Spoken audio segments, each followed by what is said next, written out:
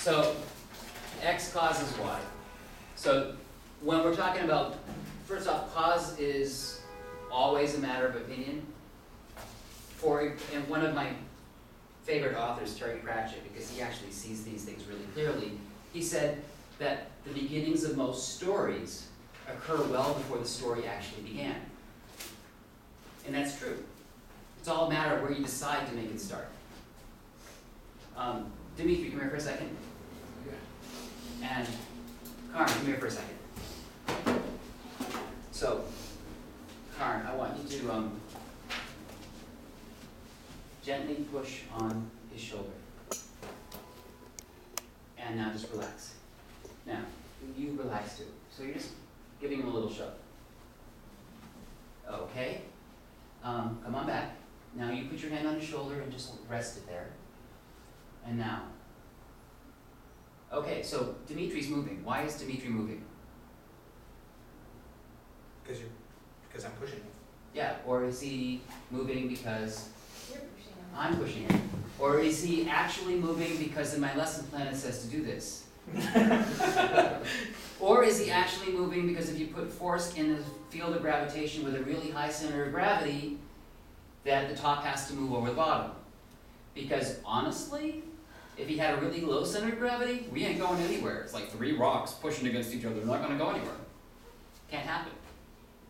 So this is just an example that cause and effect, we're always picking what the cause is. There's very few cut and dry real causes. That there's always these equally valid other causes.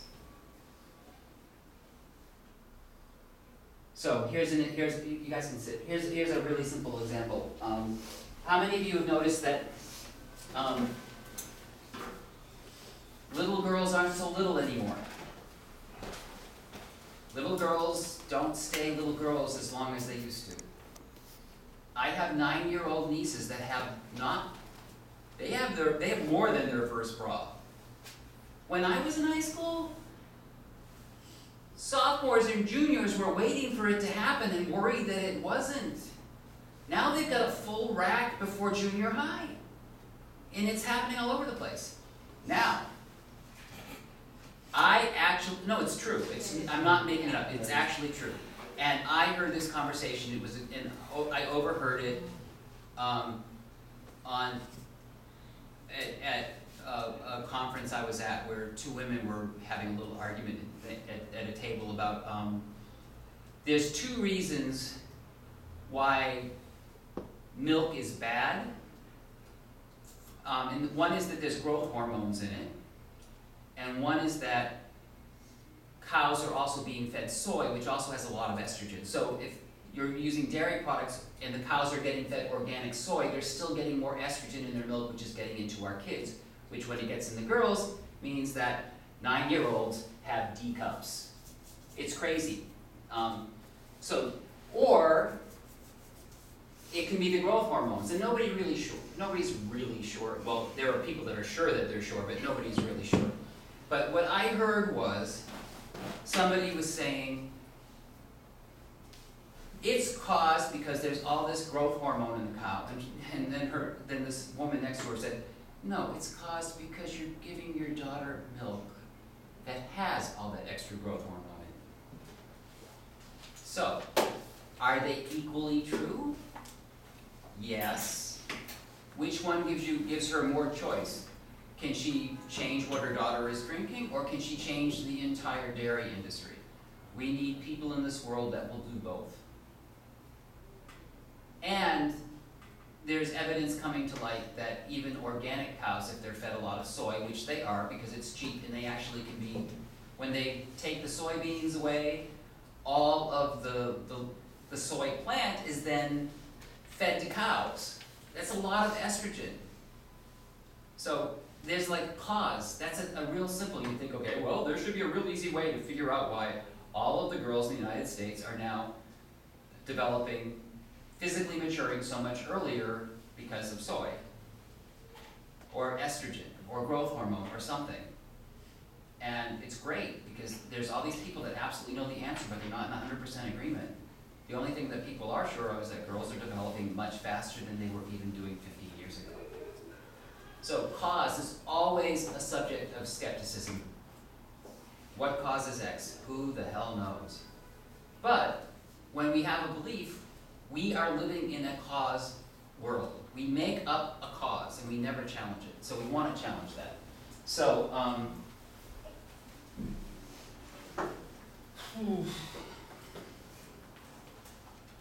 I'm trying to think of a really good simple cause and effect. Okay, here somebody says, I can't get a better job because I don't have a PhD. That's a cause and effect, right? So the classical challenge is, well, how specifically does not having a PhD prevent you from getting a job, a better job?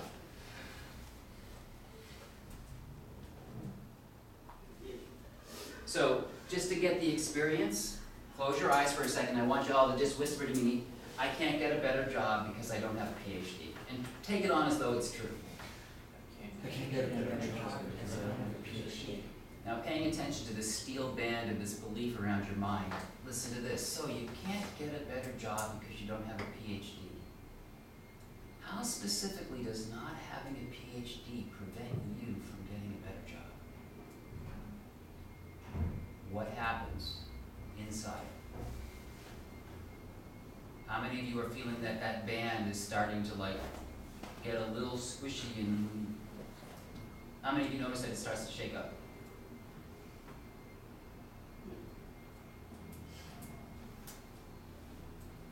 Try this one on for size. Just pretend that this is somebody. Well, I'm 50 years old and I haven't dated anybody in 10 years. I can't start now. So because you're 50 years old and haven't dated in 10 years, you can't have a date now.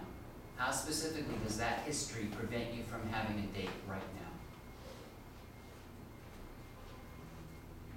Can you feel how that starts to shake things up?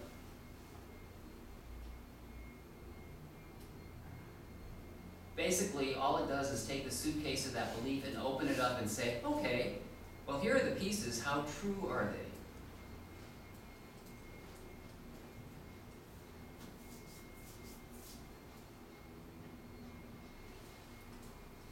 Now, there's another way to actually play with this, and that is X causes Y, so this causes that, and what that means is, so I could say, so you haven't had a date in 10 years, you're 50 years old, and that means that you can't have a date now.